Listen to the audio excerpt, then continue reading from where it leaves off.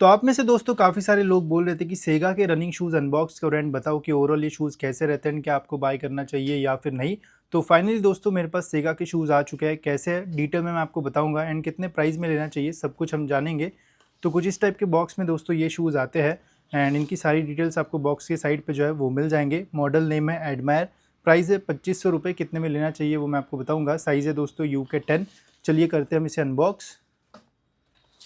तो ये रहे दोस्तों हमारे शूज़ के अलावा बॉक्स में आपको जो है वो एक मैनुअल जैसा जो है वो मिलता है, जिसके ऊपर इसकी जो डिटेल्स है वो लिखी हुई है। एंड ये है दोस्तों इसका बैग जिसमें आप इन शूज़ को कैरी कर सकते हो। तो चलिए बात करते हैं हम इनके बारे में डिटेल में। तो फर्स्ट लुक में दोस्तों ये शूज़ दिखने में बहुत ही ज़्यादा डिफरेंट एंड यूनिक से जो है वो लगता है, बिकॉज इसका डिज़ाइन जो है वो कुछ अलग सा ही है। बैक साइड पे आपको कुछ इस टाइप का जो फ्लैप है वो मिलता है, बाकी फ्रंट में यहाँ पे आपको सेगा की ब्रांडिंग मिलेगी।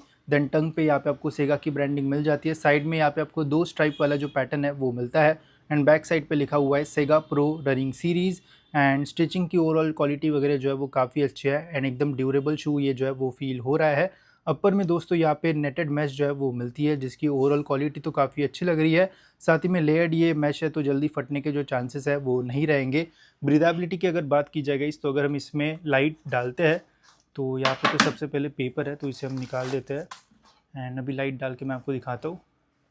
तो देख सकते हो गाइस फ्रंट में लेयर्ड मैश होने के कारण बहुत ज़्यादा लाइट जो है वो बाहर नहीं आ रही है, जिससे इजीली एयर जो है वो पास होने के चांसेस कम होंगे, तो ब्रीदिंग में आपको इशू आ सकता है।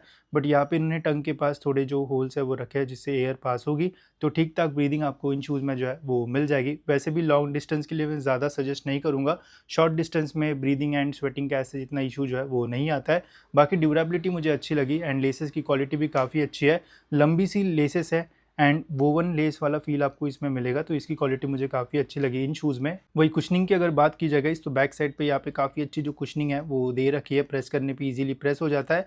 वही इनर सोल में दोस्तों यहाँ पे आपको नॉर्मल सा ही जो इनर सोल है वो मिलेगा, प्रेस करने पे इजीली ये जो है वो प्रेस होता है एंड पहनने के बाद आपको डिसेंट सा जो कम्फर्ट है वो मिल जाएगा इन शूज़ में। वही वेट अगर देखा जाए दोस्तों तो UK10 साइज़ में देखते कितना वेट आता है। तो UK10 में इन शूज़ का जो वेट है वो आता है 316 ग्राम्स, जो कि मैं बोलूँगा कि थोड़ा बहुत जो है वो ज़्यादा है। जैसे रेड टेप के इन शूज़ का UK10 में जो है वो 300 ग्राम के आसपास आता है, तो 10-12 ग्राम थोड़ा वेट जो है वो ज़्यादा है, बट इतना प्रॉब्लम जो है वो नहीं आएगा। बाकी वेट डिस्ट्रीब्यूशन अच्छा है तो ज़्यादा वेट जो है वो फील नहीं होता है इन शूज़ में। तो अब बात करते हैं इन शूज़ के सबसे इंपॉर्टेंट पार्ट के ऊपर, जो कि mid sole outer sole. And इसमें बोला गया है इसकी एक प्लेट का भी जो यूज़ है वो किया हुआ है, जो कि डायरेक्ट विजिबल तो नहीं है, बट जो दोस्तों यहाँ पे हमारे पास ये यूज़र मैनुअल जैसा आता है जिसमें प्रोडक्ट डिटेल्स वगैरह है, तो इसमें क्लियरली मेंशन्ड है half plate of glass field nylon इसके अंदर जो है वो बीच में डाल रखी है। बाकी यहाँ पे आपको जो है वो 4 फुट पे जो है वो 22 mm का जो स्टैक हाइट है वो मिलेगा। वही हील पे दोस्तों यहाँ पे 30 mm का जो स्टैक हाइट है वो मिलता है। तो ये चीज़ मुझे काफ़ी अच्छी लगी इस शूज़ में, ऐसी चीज़ें जो है वो बहुत ही कम शू में जो है वो मिलती है। साथ ही में बैक साइड पे यहाँ पे प्लास्टिक मोल्डेड काउंटर जो है वो लगाया गया है ताकि आपको थोड़ा प्रोटेक्शन जो है वो एक्स्ट्रा मिले। तो EVA बेस्ड फोम का यहाँ पे जो यूज़ है वो किया हुआ है। अब फोम जो है वो बहुत ज़्यादा हार्ड या फिर बहुत ज़्यादा सॉफ्ट नहीं है, जैसे एडिडास में लाइट मोशन फोम आता है उस टाइप का फील आपको इसमें जो है वो मिलेगा।